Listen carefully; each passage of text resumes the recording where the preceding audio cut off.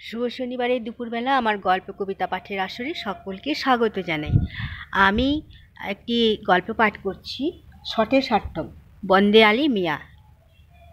ছোটদের বড়দের সকলকে আহ্বান জানাই গল্প পাঠের আসরে। আশা করি সকলেই ভালো আছেন, সুস্থ আছেন, নিরোগ আছেন। ঝকঝকে আকাশ, রোদ্দুর, কিন্তু ভীষণ ঠান্ডা। আমরা তাহলে পাঠ করি শটে সাট্টম। সেই শীতের রাত্রি। দোকানের মালিক প্রিয়নাথ দোকান বন্ধ করবার জন্যে উঠে দাঁড়ালেন। বাইরে কনকনে ঠান্ডা, হাড়ে যেন কাঁপুনি ধরিয়ে দেয়। জানালা সার্সি বন্ধ করবার জন্যে তিনি ঘরের কোণের দিকে সরে গেলেন। সেখান থেকে হঠাৎ ঘরের ভিতরে দৃষ্টি পড়তে আতঙ্কে তার সমগ্র দেহ শিউরে উঠল। দেখলেন ঘরের মধ্যে একজন অতি পরিচিত দাগি চোর, যদিও এককালে সত্যি সে চোর ছিল না, এমনকি অর্থশালী বলে একটা খ্যাতিও তার ছিল। দূর মারওয়ার থেকে ব্যবসা করতে এসে তার এক বন্ধুর পাল্লায় পড়ে সে জুয়া খেলায় এবং রেস খেলায় মেতে উঠেছিল, ফলে হয়েছিল সর্বশান্ত। অবশেষে সে ধরল এই পথ। যাক সে কথা। প্রিয়নাথের মনে সহসা একটা কৌতূহল জাগল। চোরটার গতিবিধির উপরে নজর রেখে সেখানে তিনি দাঁড়িয়ে রইলেন। দেখলেন চোরটা শেলফের কাছে এগিয়ে গেল। শেলফের উপর থেকে এক তাল মাখন তুলে নিয়ে মাথার পাগড়িটা খুলে মাখনের তালটা মাথার টাকের উপরে রেখে পুনরায় আলগাভাবে পাগড়ি চাপা দিল। এমন বিশেষ কিছু গুরুতর চুরি নয় যে জন্য প্রিয়নাথকে পথের ভিখারি হতে হবে। চোরটার প্রতি তার কেমন একটা সহানুভূতির মতো ভাব জাগল, কিন্তু সামান্য একটু কৌতুক করবার লোভ তিনি শেষ অবধি সামলাতে পারলেন না। তাড়াতাড়ি সার্সিটা বন্ধ করে প্রিয়নাথ ঘরে ঢুকতেই দরজার উপরে চোরের সঙ্গে কপালে ঠুকাঠুকি হয়ে গেল। প্রিয়নাথ বললেন, আরে শেঠজি, শেঠজি যে কখন এলে? চোরটা নিষ্পন্দভাবে দাঁড়িয়ে রইল। তার চোখে মুখে দারুণ উৎকণ্ঠা। পালাবার উপায় নেই। আমার সঙ্গে একটু দেখা করবে বলে এসেছিলে বুঝি?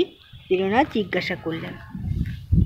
শেঠজি যথাসম্ভব স্বাভাবিকতা চোখে মুখে ফুটিয়ে তুলে আস্তে আস্তে জবাব দিল, হ্যাঁ, অনেকক্ষণ থেকে আপনার জন্যে বসে আছি, কিন্তু আর আমি থাকতে পারছি না, কাজ আছে।